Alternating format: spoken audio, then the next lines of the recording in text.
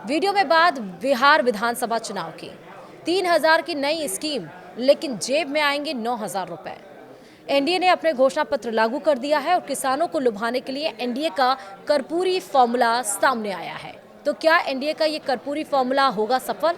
क्या वाकई 3,000 की नई स्कीम है और जेब में आएंगे, खाते में आएंगे 9,000 रुपए?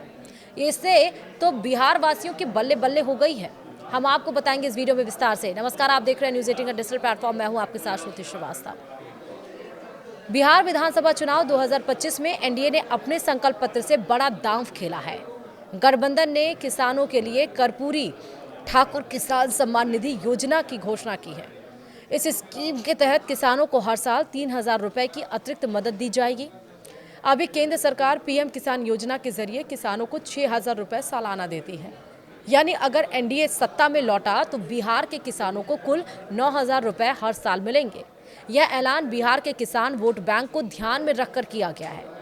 पटना में जारी एनडीए के घोषणा पत्र में कृषि को विकास का केंद्र बताया गया है।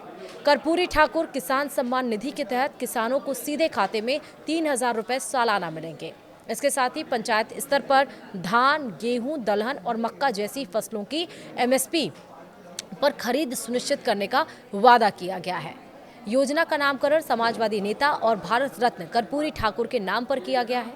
एनडीए का यह वादा सीधे तौर पर 1.5 करोड़ किसानों को प्रभावित करेगा। बिहार में कृषि राज्य की अर्थव्यवस्था की रीढ़ है और किसान वोट बैंक हमेशा से चुनावी समीकरण तय करता रहा है।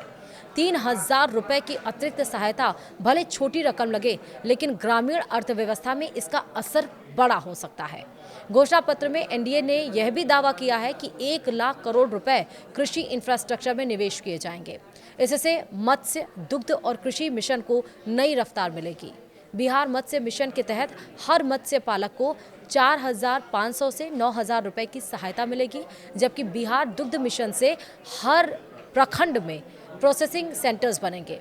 एनडीए का कहना है कि इससे गांवों में रोजगार बढ़ेगा और कृषि से जुड़ी अर्थव्यवस्था मजबूत होगी।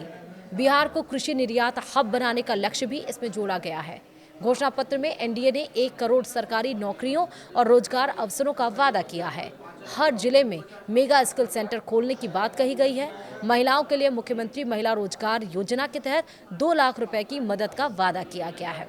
इसके अलावा लखपति दीदी और कोटिपति मिशन जैसे प्रोग्राम के जरिए 1 करोड़ महिलाओं को उद्यमिता से जोड़ने का लक्ष्य रखा गया है।